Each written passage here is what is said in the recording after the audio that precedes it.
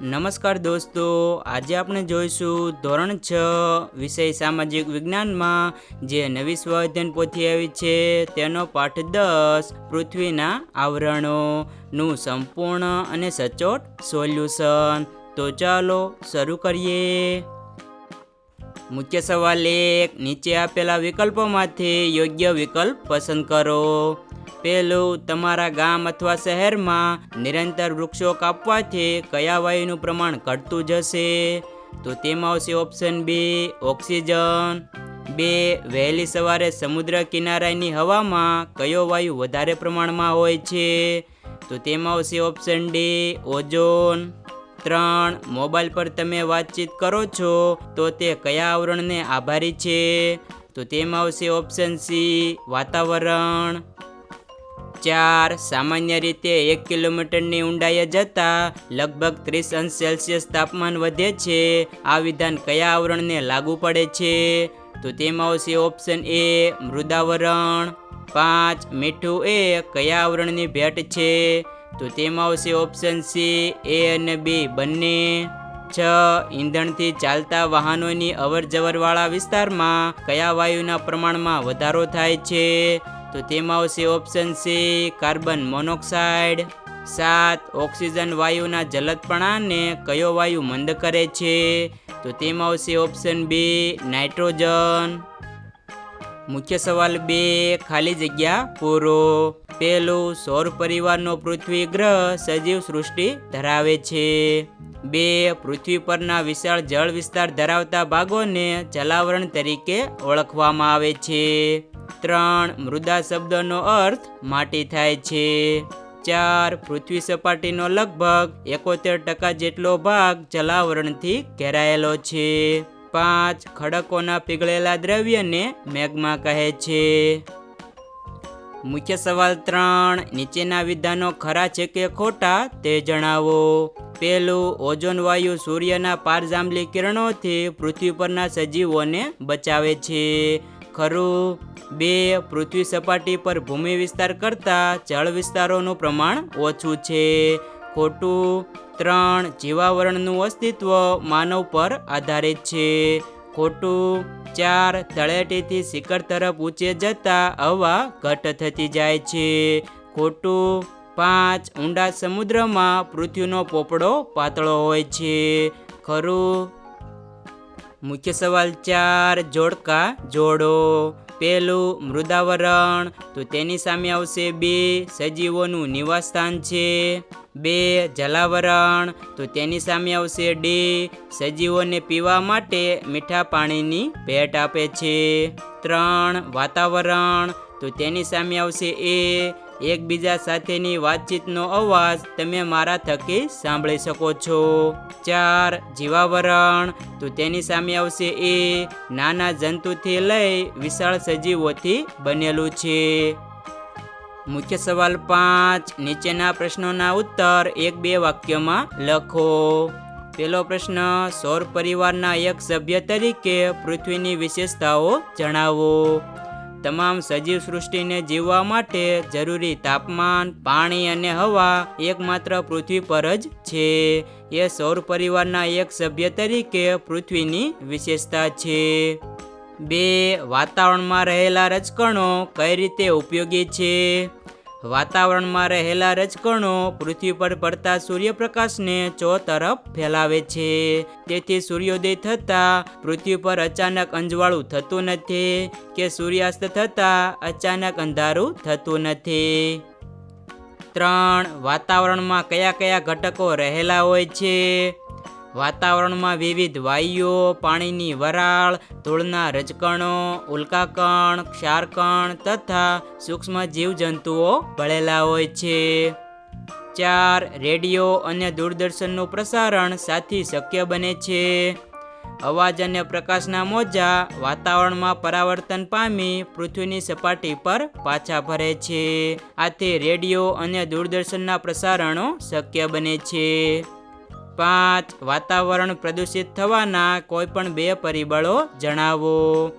Petrol, diesel અને અન્ય ઈંધણ બળતા કાર્બન મોનોક્સાઇડ, નાઇટ્રોજન ઓક્સાઇડ જેવા ઝેરી વાયુઓ છોડે છે.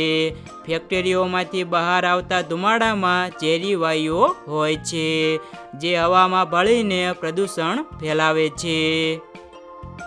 6. તમારા ગામ કે શહેરમાં જળ પ્રદૂષણ કઈ રીતે થાય છે? મારા ગામ અથવા શહેરમાં જળ પ્રદૂષણ ફેક્ટરીઓના ઝેરી પાણી અને ઘરના ગટરના પાણીથી થાય છે. લોકો નદીમાં કચરો અને પ્લાસ્ટિક ફેંકતા હોવાથી પાણી દૂષિત બને છે. 7. વાતાવરણને દૂષિત થતું અટકાવવાના ઉપાયો જણાવો.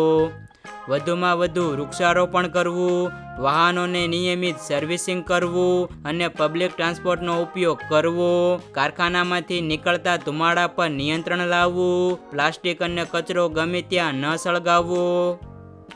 મુખ્ય સવાલ 6. ટૂંક નોંધ લખો. પહેલી ટૂંક નોંધ, જલાવરણ. પૃથ્વીની સપાટી પરના પાણીથી ઘેરાયેલા ભાગને જલાવરણ કહે છે. તેમાં મહાસાગરો, સમુદ્રો, નદીઓ, તળાવો અને સરોવરોનો સમાવેશ થાય છે. પૃથ્વીની સપાટીના લગભગ 71% ભાગ પર જલાવરણ ફેલાયેલું છે. પૃથ્વી પર મુખ્ય 4 મહાસાગરો છે: પેસેફિક, એટલાન્ટિક, હિંદ અને આર્કટિક. કુલ પાણીમાંથી 97% ખારું અને માત્ર 3% મીઠું પાણી છે, જેમાંથી 1% પાણી જ જીવસૃષ્ટિ માટે ઉપયોગી છે. 2. જીવાવરણ. મૃદાવરણ, વાતાવરણ અને જલાવરણના જે ભાગોમાં જીવસૃષ્ટિનું અસ્તિત્વ છે તેને જીવાવરણ કહેવામાં આવે છે. સૌર પરિવારમાં માત્ર પૃથ્વી પર જ જીવાવરણ છે. જીવાવરણમાં માનવો, વનસ્પતિઓ, પ્રાણીઓ અને જીવજંતુઓનો સમાવેશ થાય છે. પૃથ્વી પરના સજીવો ખોરાક અને અન્ય જરૂરિયાતો જીવાવરણમાંથી મેળવે છે. જીવાવરણના સજીવો માનવ જગતને વિવિધતાભર્યો ખોરાક અને કાચો માલ પૂરો પાડે છે. માનવ જીવનનું અસ્તિત્વ અને જીવન નિર્વાહ જીવાવરણ પર આધારિત છે. 3. પ્રદૂષણ. માનવ પોતાની બુદ્ધિશક્તિથી પર્યાવરણના વિવિધ ઘટકોના ઉપયોગો દ્વારા પોતાની જરૂરિયાતો સંતોષે છે. મહાત્મા ગાંધીજીએ કહ્યું છે કે આ માનવીય ગતિવિધિઓથી કુદરતી પર્યાવરણ દૂષિત થવાની ક્રિયા એટલે પ્રદૂષણ. પર્યાવરણને દૂષિત કરતા ઘટકોને પ્રદૂષક કહે છે. માનવી કુદરતી સંસાધનોનો અમર્યાદિત અને અવિવેકપૂર્ણ ઉપયોગ કરે ત્યારે પર્યાવરણ પ્રદૂષિત થાય છે. માનવ વિકાસની તીવ્ર ઝંખના, ઔદ્યોગિકરણ અને યાંત્રિકીકરણ પર્યાવરણને પ્રદૂષિત કરવા માટે જવાબદાર છે. મુખ્ય સવાલ 7. નીચેના પ્રશ્નોના ઉત્તર 2-3 વાક્યમાં લખો. પહેલો પ્રશ્ન, આપણા જીવનમાં મૃદાવરણનું શું મહત્વ છે? મૃદાવરણ માનવીનું નિવાસસ્થાન છે.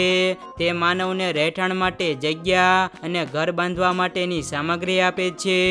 માનવને મૃદાવરણના જળસ્ત્રોતોમાંથી પાણી મળે છે. માનવી મૃદાવરણ પર ખેતી કરી વિવિધ પાક ઉગાડે છે, તેમજ ઉદ્યોગ ધંધા અને અન્ય આર્થિક પ્રવૃત્તિઓ કરે છે. 2. જમીનનું પ્રદૂષણ અટકાવવા તમે શું કરશો?